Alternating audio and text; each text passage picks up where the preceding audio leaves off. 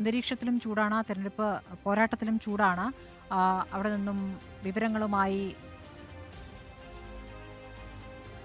ഇക്ബാൽ അറക്കലുണ്ട്. ഇക്ബാൽ, ആ, ഇപ്പോൾ ഈ ആറ്റിങ്ങലൊക്കെ ശേഷം ശക്തമായി പോളിംഗ് നടക്കുന്ന ഒരു സ്ഥലം എന്നുള്ളത് പാലക്കാടാണ്. അവിടെ 39.71% പേർ ഇതിനകം വോട്ട് രേഖപ്പെടുത്തിയിരിക്കുന്നു. ചൂടാകട്ടെ 41 ഡിഗ്രി സെൽഷ്യസുമാണ്. ഇപ്പോഴെന്താണ് അവിടുത്തെ സ്ഥിതി? അവിടെ പല ബൂത്തിലും ആളില്ല അല്ലേ?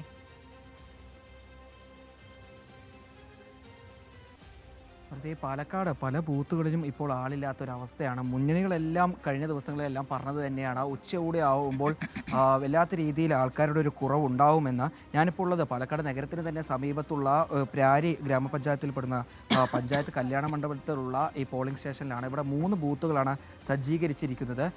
ഇവിടെ കഴിഞ്ഞ അല്പസമയം മുമ്പ് വരെ ഉദ്യോഗസ്ഥരെല്ലാവരും വെറുതെ ഇരിക്കുകയായിരുന്നു. കാരണം ഒരാൾ പോലും വോട്ട് ചെയ്യാൻ വരാത്ത ഒരു സാഹചര്യമായിരുന്നു രാവിലെ ഒരു കുറച്ച് സമയം മുമ്പ് വരെ.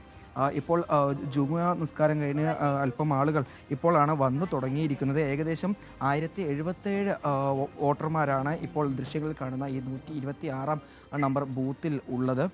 ഇതിൽ കുറച്ച് പേർ രാവിലെ വന്ന് വോട്ട് ചെയ്തു പോയി. ബാക്കിയുള്ളവർക്കായി ഉദ്യോഗസ്ഥരും മുന്നണികളും എല്ലാം കാത്തിരിക്കുകയാണ്.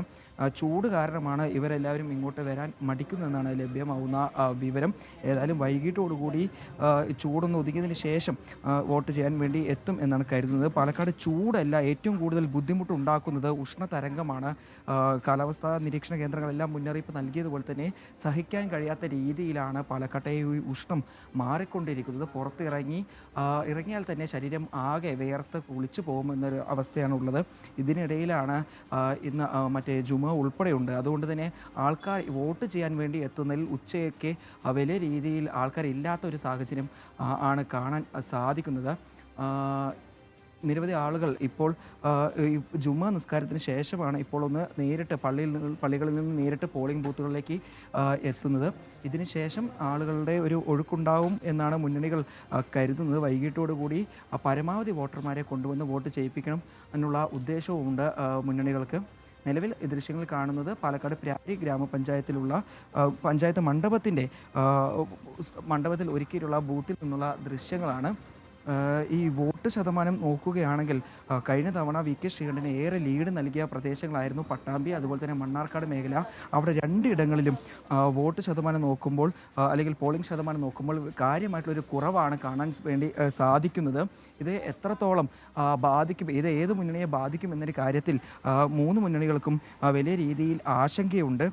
ഒരു പക്ഷേ ജുമാ നിസ്കാരത്തിന് ശേഷം കൂടുതൽ ആളുകൾ ഇവിടേക്ക് എത്തി വോട്ട് ചെയ്യാനുള്ള സാധ്യത ഉണ്ട് എന്നാണ് മുന്നണികളെല്ലാം കരുതുന്നത്. നേരത്തെ അല്പസമയം മുമ്പ് വരെ ഈ ബൂത്തുകളിലൊന്നും തിരക്കുണ്ടായിരുന്നില്ല. ഇപ്പോഴാണ് കുറച്ചെങ്കിലും ആളുകൾ ഇവിടേക്ക് എത്തിയത്. രാവിലെയെല്ലാം വലിയ രീതിയിൽ തിരക്ക് അനുഭവപ്പെട്ടിരുന്നു. ചൂടാവുന്നതിന് മുമ്പ് പരമാവധി ആളുകൾ ഇവിടേക്ക് വന്ന് വോട്ട് ചെയ്ത് പോയതാണ്. പിന്നീട് ഒരു രാവിലെ 11 മണി കഴിഞ്ഞതിന് ശേഷമാണ് കാര്യമായി ഈ വോട്ടർമാരെത്തുന്നതിൽ ഒരു കുറവുണ്ടായത്. എല്ലാവരും ബുദ്ധിമുട്ടായി പറയുന്നത് ഈ ചൂട് തന്നെയാണ്. ഈ ചൂട് കാലം ആയതുകൊണ്ട് തന്നെ വോട്ടർമാർ ഇവിടേക്ക് എത്തുമ്പോൾ അവർക്ക് ആവശ്യമായിട്ടുള്ള എല്ലാം ജില്ലാ ഭരണകൂടവും തെരഞ്ഞെടുപ്പ് കമ്മീഷനും ഒരുക്കിയിട്ടുണ്ട്.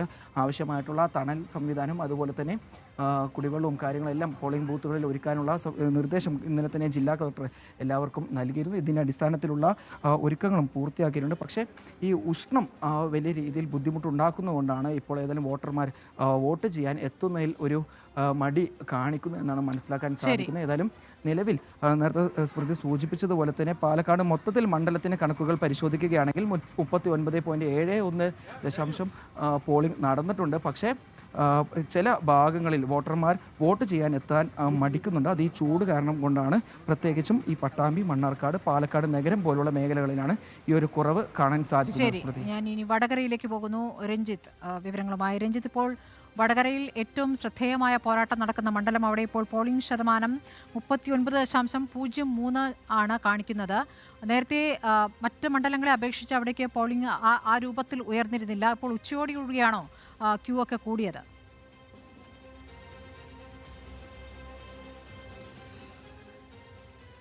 സ്മൃതി, കഴിഞ്ഞ 2019 ഏകദേശം 80% പോളിംഗ് രേഖപ്പെടുത്തിയ മണ്ഡലമാണ് വടകര. അതേ രീതിയിൽ തന്നെ ഇത്തവണയും പോളിംഗ് ഉണ്ടാകുമെന്നാണ് ഇപ്പോൾ 2 മുന്നണികളും പ്രതീക്ഷിക്കുന്നത്. നമ്മുടെ നേതാക്കന്മാരൊക്കെ ചോദിക്കുമ്പോൾ ഇപ്പോൾ ജുമാ നിസ്കാരം കഴിഞ്ഞ് ഈ അണികളും അതുപോലെ തന്നെ ഈ വോട്ടർമാരും ഒക്കെ ഈ പോളിംഗ് ബൂത്തിലേക്ക് എത്തും എന്നാണ് പ്രതീക്ഷിക്കപ്പെടുന്നത്. ഇപ്പോൾ ഞാൻ നിൽക്കുന്നത് കൊയിലാണ്ടി മണ്ഡലത്തിലെ തിരുവങ്ങൂർ ഹയർ സെക്കൻഡറി സ്കൂളിലൊരു പോളിംഗ് ബൂത്തിലാണ്. നല്ല നിരയുണ്ട്. ജുമാ നിസ്കാരത്തിൻ്റെ സമയത്ത് ഇപ്പോൾ ഉച്ചവേല ഇങ്ങനെ ഉച്ചയിൽ തിളച്ച് നിൽക്കുന്ന ഈ സമയത്ത് പോലും ഈ പന്തലിട്ടിട്ടുണ്ട്.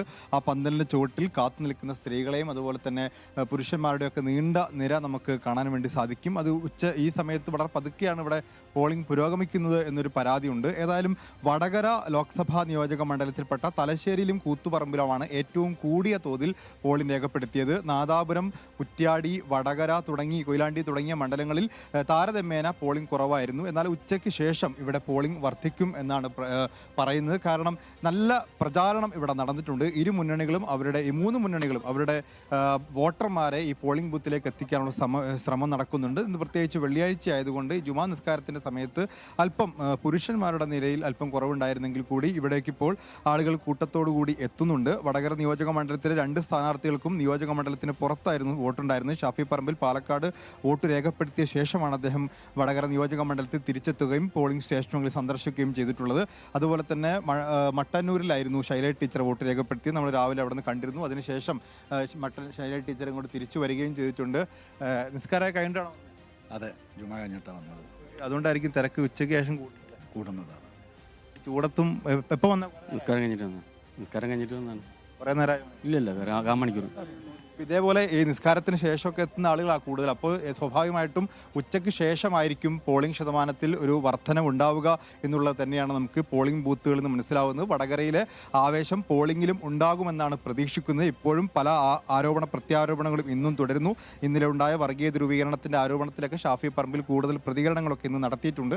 ഏതായാലും വടകര മണ്ഡലത്തിൻ്റെ വേറും വാശിയും ഈ പോളിംഗിലും ഉണ്ടാവും. കഴിഞ്ഞ തവണ രേഖപ്പെടുത്തിയ 89% പോളിംഗ് എന്ന് പറയുന്നത് വടകരയുടെ സാധാരണ പോളിംഗ് ആണ്. അതേ രീതിയിലുള്ള പോളിംഗ് ഇത്തവണയും ഉണ്ടാകുമെന്നാണ് പ്രതീക്ഷിക്കുന്നത്.